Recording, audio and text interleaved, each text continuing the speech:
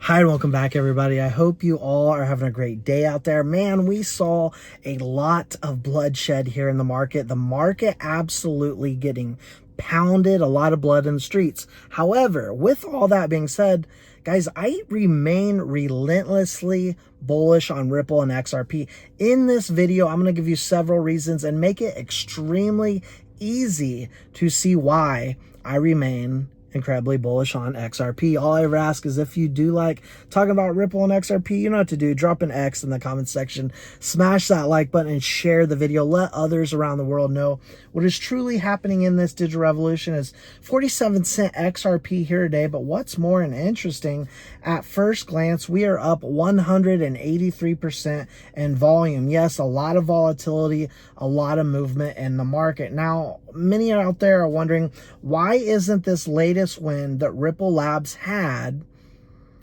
not boosting the price of XRP? Well, kind of goes back to the entire market, doesn't it? As we were down 3% globally, 2.23 trillion globally, down 4.5% for Bitcoin, but XRP holding up fairly well, up or down rather 1%. Now, a lot of FUD in the streets, right? And what we had here today is Mt.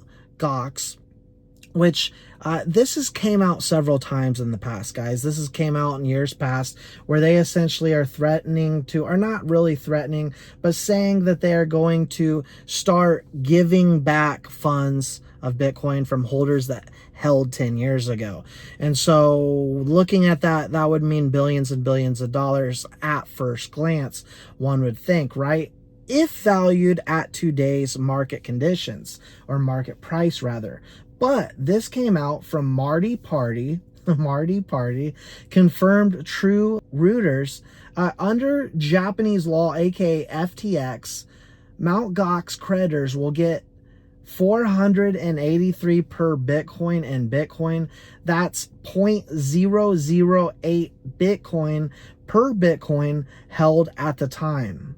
The 9 billion that they were essentially saying comes down to about 72 million paid to customers, which wouldn't cause any volatility in the market whatsoever. But thoughts? Now will the exchange, the attorneys, the government of Japan keep the remaining Bitcoin?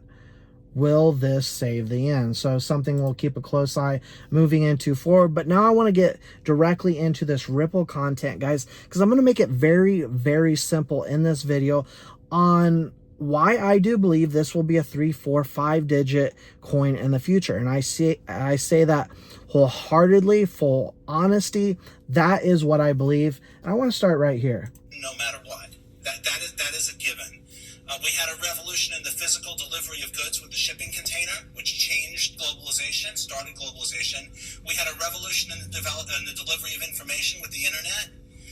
But what we don't know is, what is the TCP/IP of money? What is the shipping container of value?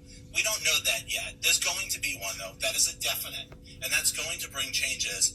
And what I also want to get through is that one of those changes that I foresee and that I think is important is that the size of payments are going to shrink, drastically shrink.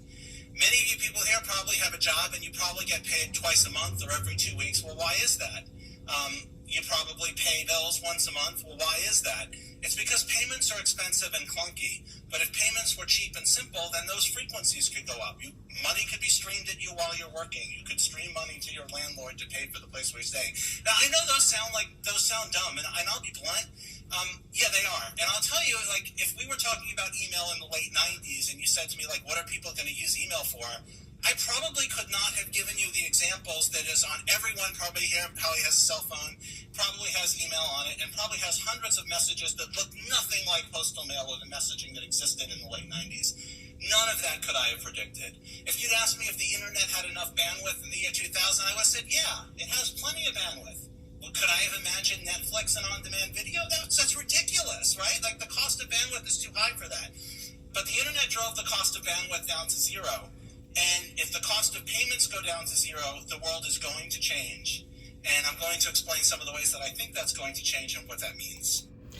The great David Schwartz, CTO of Ripple, talking about how Ripple is going to change the world utilizing the XRPL with XRP being the bridge asset. XRP, guys, will do for banking what email did for communication. Now, I'm going to give you 3 reasons here in a moment on why I believe everyone, whether you hold XRP or not, should be incredibly bullish on Ripple and XRP, and why I believe it is basically, and I'm very safe in saying this, a guarantee that there'll be a success in the future. Now, obviously, guys, I never give you financial advice. This isn't financial advice at all. Just stay with me here. While you are scared, someone just bought 961 million worth of Bitcoin. Now, I don't hold actually any Bitcoin at this point in time. Just for full transparency, I have a massive bag of XRP and a few other altcoins. I'm not opposed to getting into Bitcoin as a store of value, but given what I believe I know is coming for XRP, why would I hold Bitcoin? Now, institutions and companies will need to hold large amounts of XRP to make transactions more cost effective, and that will drive price up. That's one thing we need to understand first and foremost with this deflationary asset, guys. As we finally get past this case, I'm going to talk to you about that in a moment. Institutions will be buying, in my personal opinion, my humble opinion, hoarding large sums of XRP. They will need to do this to make those transactions cost effective. XRP will be used then day to day, daily, right? Like Swift is right now. So person to person, people will not really be seeing this in the back scenes because it isn't made for us, guys. This is for the institution. So why isn't the price being driven up by banks right now? And that's what everyone wants to know. Well, I know this may sound redundant, but it's because we still have the Ripple and SEC lawsuit. That is a huge factor. And I would say, and I would think it's very safe to say about 90% of the reason.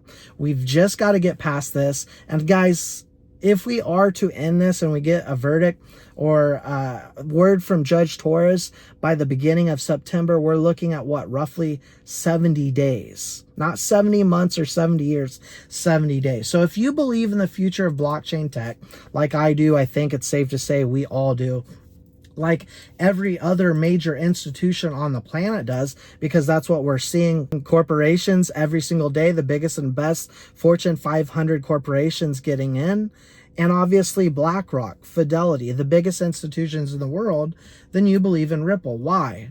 Well, as a company to drive innovation on the XRPL, XRP is being the bridge asset to connect the world. How are they doing it? Because they are connected to a large sum of central banks globally. Now, I recently asked through Claude, as of my last update in April 2024, some banks and financial institutions have been exploring or piloting the use of XRP. I think many of us know and can attest to that, but widespread adoption by major banks for regular operations was still limited. Here's what I can say. Some smaller banks and financial institutions, particularly in emerging markets, have been more open to experimenting with XRP for cross-border payments. Larger traditional banks like Bank of America, I'll get into that in just a moment, have generally been more cautious about directly using cryptocurrencies like XRP due to regulatory uncertainty.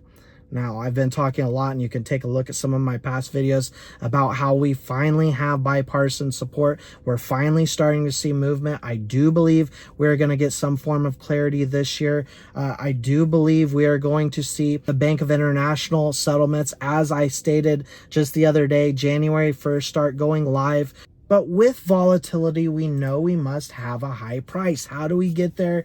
Working with banks like Bank of America, PNC Bank, Santander, and the rest, Standard Charter, that we know are working with Ripple. This goes back to 2020 with Bank of America, for example. Now, I don't think I need to explain Bank of America, guys, one of the largest financial institutions in the United States and globally. Assets up to $3 trillion, making it one of the largest banks in the U.S.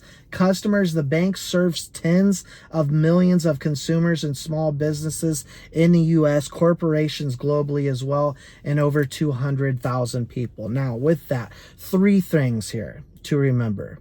Governments, countries, corporations are in on this emerging industry. We're early, we are lucky, and if we are in on XRP, then we are all in on all of this. Think about that. Being in XRP means being connected to the people that make the financial system run.